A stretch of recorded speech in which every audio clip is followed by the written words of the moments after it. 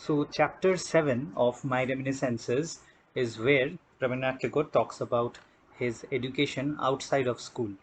You already know that he went to the normal school, before that, the Oriental Seminary, and in this chapter, you'll find what education he had outside that of school. So, in other words, informal education, right?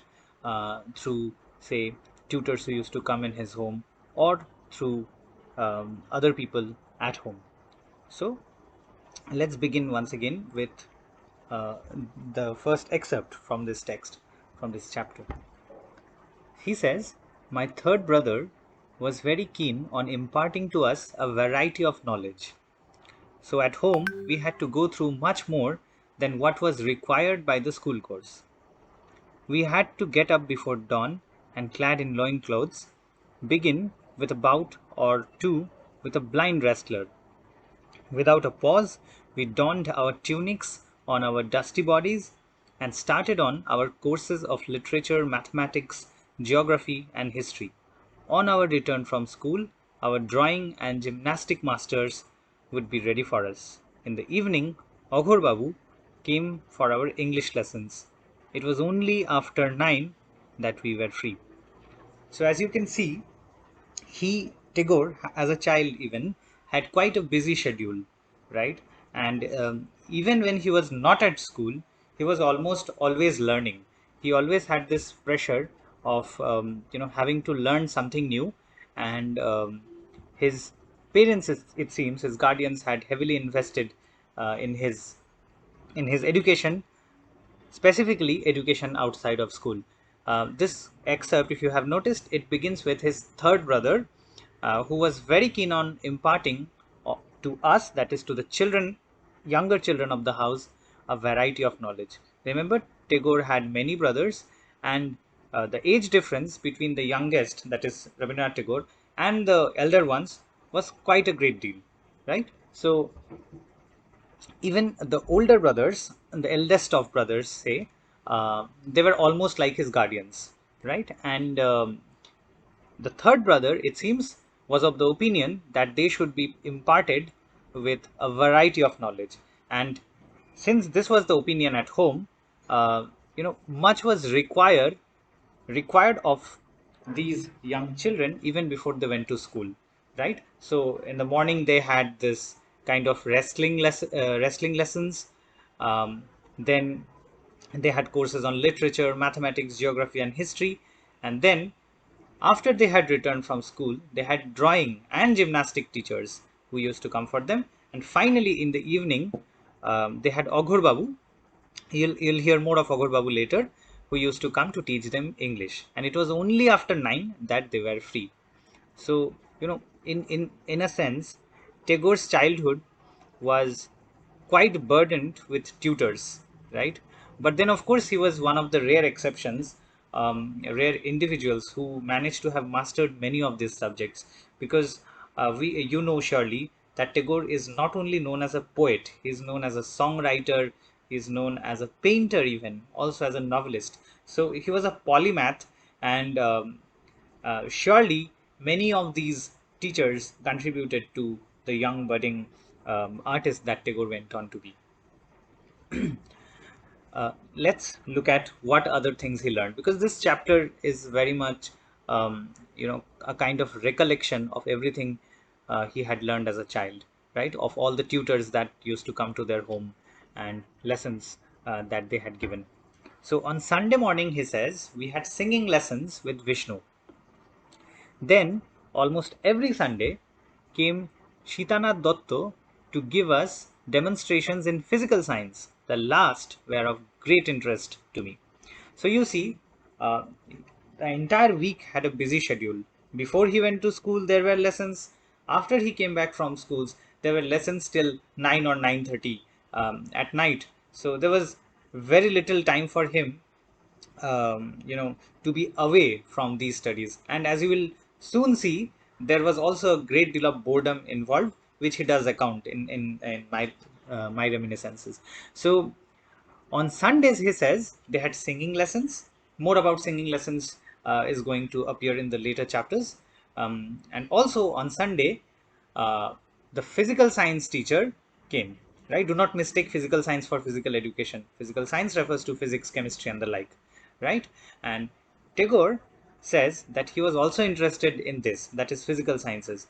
And if you read the chapter, you'll find out that this teacher, Sitanath Datta, or Shitanath Dotto, and in Bengali, this man, the physical education, physical science teacher, he had a unique way of teaching, and that unique way was that he used to show experiments, right? He used to experimentally demonstrate whatever he used to teach, and naturally, that was quite enticing to young Rabindranath Tagore to be able to see those experiments, to be able to see actual changes in the chemical composition of things, to be actually able to see reactions taking place, chemical reactions taking place in front of your eyes.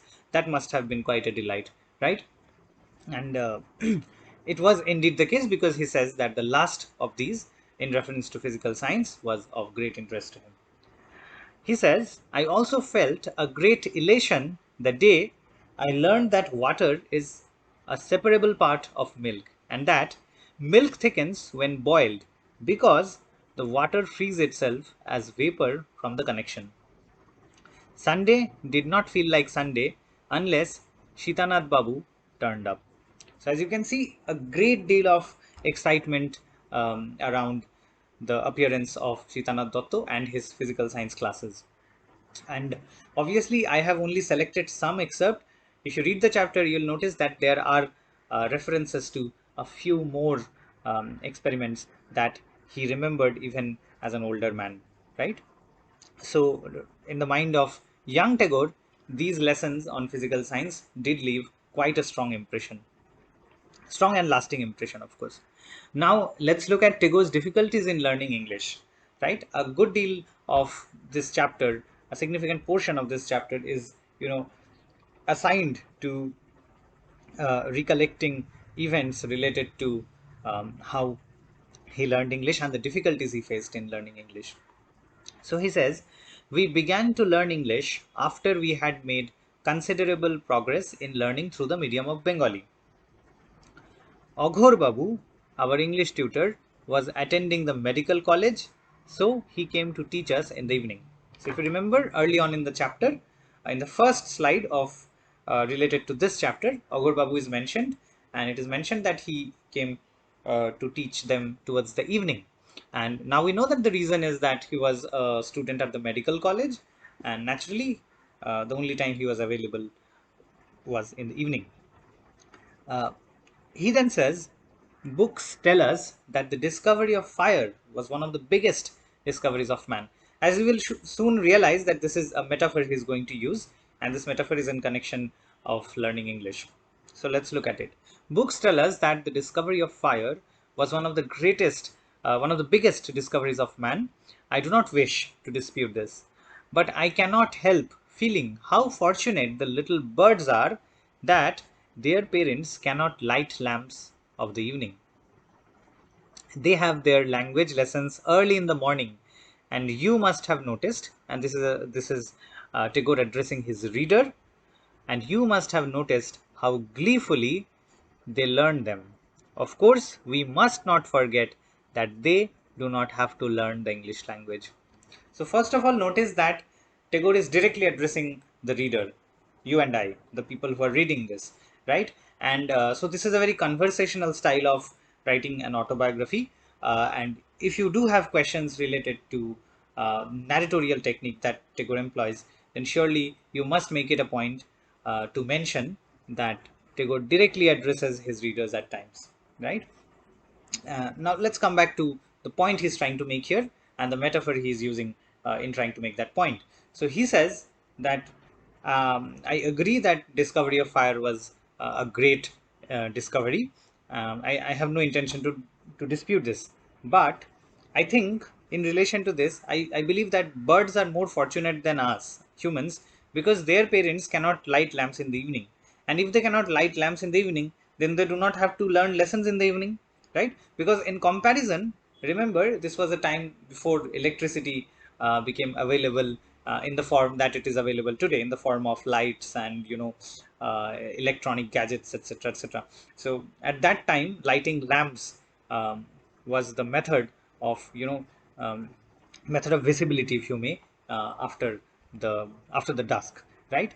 And as Tagore has already mentioned, that even after they had returned from school, their lessons used to go until 9:30 in the light of that lamp. And the worst of all lessons, as you will soon realize him mention, was his was his English lessons, right? So the comparison he makes between birds and himself is that birds are fortunate that no one is there to light the lamp in the evening, and so they can retire. They do not have to take lessons in the evening. Also, a second level of comparison, a second layer of comparison, is that birds wake up in the morning and then gleefully learn their language lessons, and obviously they do not have to learn the English language, and therefore they are lucky, right? So this gives us a hint of how difficult it must have been for Tagore to learn English in the early days. But do remember that Tagore won the Nobel Prize in 1913 by writing Gitanjali in English, by translating it in English himself. So there is a commonplace misunderstanding that Tagore won the Nobel Prize for writing Gitanjali. He did not. He won the Nobel Prize. He was awarded the Nobel Prize for writing Song Offerings, which is his own translation, right? So, in other words, he won the Nobel Prize for writing poetry in English, right? So, no matter how difficult it may have been for Rabindranath Tagore to learn English in his childhood, surely we all know how it ended up, right? Let's now look at his English lessons in greater detail, and specifically not just his English lessons. We're also going to have a look at his teacher, English teacher, Aghor Babu. So he says Aghor Babu would sometimes try to bring the zephyr of outside knowledge to play on the arid routine of our schoolroom. One day he brought a paper parcel out of his pocket and said, "I'll show you today a wonderful piece of work of the Creator." With this, he untied the paper wrapping and, producing a portion of the vocal organs of a human being, proceeded to expound the marvels of its mechanism. So, Aghor Babu, remember, was a student at the medical college, and he used to come to teach them English. And as Tagore says, that Aghor Babu was not limited to English teaching. He did not limit himself to teaching English only to the students. He also, brought in the zephyr of outside knowledge, which is to say, he used to teach them many things that were outside the immediate curriculum. That is English teaching. So he said, one day he brought a paper parcel which basically contained a portion of the vocal organs of a human being, right? Because remember, he is a student at the medical college, and it seems that he does have access to such things. So he brought it one day to show to his students. Tagore says, "I can still call to mind the shock this gave at the time. I had always thought the whole man spoke, had never even imagined that the act of speech could be viewed in this detached way." So you see, this simple event is significant in the life of Tagore because it changes his perspective of life. If you try and understand this, so what Tagore is trying to tell us is that before he had seen this detached, he had seen an organ of the human body detached from the rest of the body.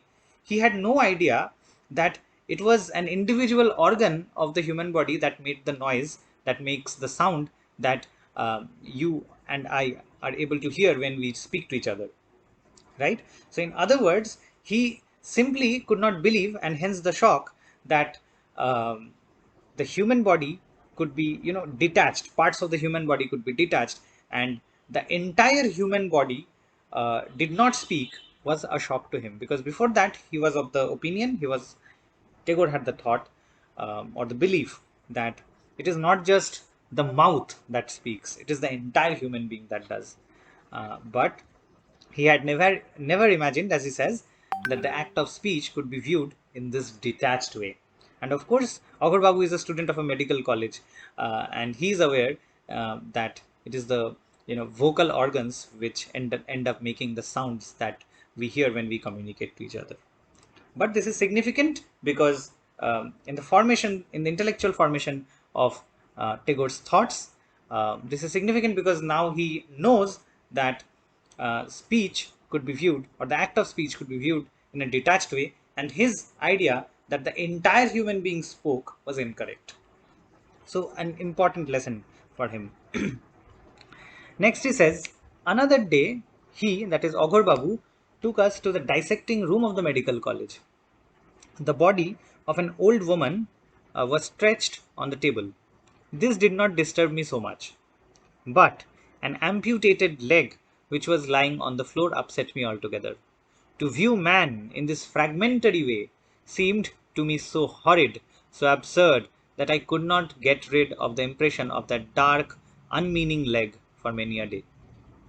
So I don't have to explain this to you. It's pretty obvious that he had a nasty experience when he went to the medical college with his teacher and there saw an amputated leg, which is essentially a leg separated from the rest of the body. And this was quite disturbing to him and left a long lasting impression on his mind, as he says.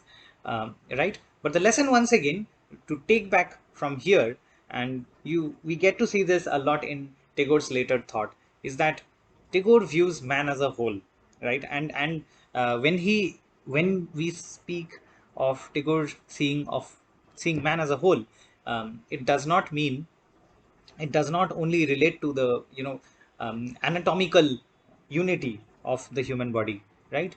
In his later thought, we also see that Tagore is an internationalist. If you remember our the lectures on Tagore's thoughts on nationalism, you surely are able to see that how this thought of a dislike for separatedness transforms later, upgrades, mixes with many other thoughts of his, and then finally comes to a point where he detests nationalism because it is an exclusionary idea, right? Which comes with xenophobia, with separatedness, right? So the metaphor for those complex thoughts can be found in his early experiences. All right, now a little more on English learning and his difficulties. So he says, after getting through Pierre Shorkar's first and second English readers, we entered upon McCulloch's course of reading. Our bodies were weary at the end of the day, our minds yearning for the inner apartments. The book was black and thick with difficult words, and the subject matter could hardly have been more inviting. For in those days, children's books were not full of pictures then as they are now, right? So, well, it seems that at this point, Tagore has made us some progress in learning English. He has finished two English readers by a certain author, and then he had moved on to another book which another author had written, and his teacher Aghor Babu was teaching. And um, he tells us that they were quite tired by the time their English lessons began. Because if you remember, Aghor Babu came towards the evening, and it was even after 9 o'clock that their lessons continued. And 9 o'clock in days when there were no electricity, right? Today, 9 o'clock is the evening. Perhaps it's different in the lockdown, but surely time, the perception, the manner in which we all perceive time changes according to what the circumstances of our lives are. But surely you can imagine that 9:30 in days when there was no electric lamps, and even the streets were dark after a certain time, 9:30 must have been quite late. And from the perspective of a child, learning something or being taught something which he really isn't interested in that much, which you can surely deduce from this paragraph where he says that our bodies were weary at the end of the day and minds yearning for the inner apartments, which is to say the mind yearning, to basically go to sleep, right? Or to do anything other than learn English. And the book was not very enticing either. The book was black and thick with difficult words. And then again, he says that children's books did not have any pictures back then. So even though McCulloch's course of reading must have been a useful introductory book for children, it surely did not present itself as very exciting for someone like Rabindranath Tagore because it did not have any pictures. So then he says, Providence, out of pity for mankind, has instilled a soporific charm into all tedious things. Soporific means something that tends to or inclines to put you into sleep, right? So when you are bored and you feel sleepy, that is um, that is a moment of soporific action or soporific experience. So feeling sleepy is soporific, essentially. No sooner did our English lessons begin, no sooner did our English lessons begin than our heads began to nod, sprinkling water into our eyes or taking a run into the verandas uh, were palliatives which had no lasting effect. So they did everything from sprinkling water into their eyes, or take runs along the verandas, right? These are all, antidotes of this soporific charm, right? And in other words, whenever they started studying English, they felt sleepy. This is a more, literary way of expressing that. But even after sprinkling water and running around the veranda, the effect did not really last long. So they, went back maybe after sprinkling water into their eyes, but then 2 minutes later they were probably feeling sleepy once again. So the soporific charm had returned. If by any chance my eldest brother happened to be passing that way and caught a glimpse of our sleep tormented condition, we would get let off for the rest of the evening. It did not take our drowsiness another moment to get completely cured. So you can see that the soporific charm was very specific to the English lessons, and as soon as they were let go of, right, which used to happen when the eldest brother used to pass by, and if he had noticed that um, his brothers were feeling sleepy, he would be, very generous about it, and he would let them off for the rest of the evening, right? So the lessons would end, and Tagore says that it did not take our drowsiness another moment to get completely cured. So the moment English lesson had ended, whenever that was, their drowsiness was gone, right?